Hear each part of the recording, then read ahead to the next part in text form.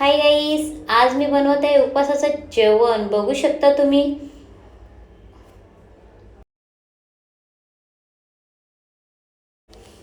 त्यानंतर मी घेतले जिरा राईस करण्यासाठी. मस्त की जिरा माझा फुलला आहे. त्यात मी टाकले बासमती तांदूळ.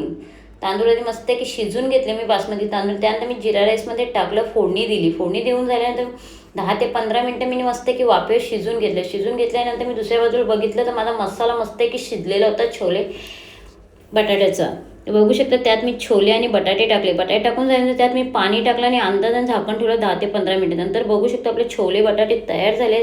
आता मी टाकली कोथिंबीर, मिरची वरून आणि थोडंसं घी मी गरम करून त्यावर टाकलं, जेणेकरून आपलं मस्त छोले बटाटा आपलं तयार झाले. त्यानंतर मला डाळीला फोडणी द्यायची. डाळ मी अगोदर शिजून ठेवली होती. त्यात मग मी टाकलं तेल. तेलात टाकलं मी कढीपत्ता, लसूण, मिरच्या आणि राई जिरा मस्त की शिजून दिल्यानंतर त्यात टाकली मी डाळ. बघू शकता मस्त की आपली फोडणी झाली. तर एका बाजूला मी पीठ मळून घेतला. पीठ मळून घेतल्यानंतर तर त्याचे केले उंडे. उंडे करून ठेवल्यानंतर घेतल्या पुऱ्या लाटावा. पुऱ्या लाटून झाल्यानंतर बघू शकता आपली डाळ पण मस्त की तयार झाली होती. तर दुसऱ्या बाजूला माझं तेल मस्त की तापलेलं होता. त्यान घेतल्या मी पुऱ्या तलावा. बघू शकता पुऱ्या मस्त की आपल्या फुगत होत्या.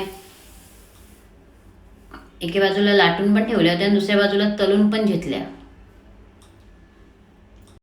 पुऱ्या बघू शकता मस्त की आपले तळून झाले. तो तेल गरम होता. त्यात तेलाने मी मस्त की पापड तळून घेतलं. तर तळून घेतल्यानंतर दुसऱ्या बाजूला घेतली शापू मस्त की कापून घेतली. त्यात कांदा बी बारीक कापला आणि त्यात कोथिंबीर बी बारीक कापून घेतली आणि मिरच्या टाकल्या. मिरच्या टाकून झाल्या तर अख्खी गरम मसाले सगळे टाकले मी. त्यानं चण्याचं पीठ घेतल्यानंतर मस्त एक कालवलं मस्त की हे करून घेतल्यानंतर मी तेलानं सोडल्या भज्या सोडून झाल्यानंतर घेतली भांडी घासावं. भांडी नसती घासली तर भांड्याचा सगळा ढिगला पडतो. आपली आधीच औशी जागा आहे. त्या औषध जागेमध्ये काय ठेवायची आवरी भांडी. तर मग विचार केला का एका बाजूला जेवण होतं, दुसऱ्या बाजूला जेव्हा भांडी घासून मस्त की मग भज्या टाकल्यानंतर घेतली. भांडी घासून झाल्यानंतर माझी तुम्ही बघू शकता आपली भजी मस्त की झालेली.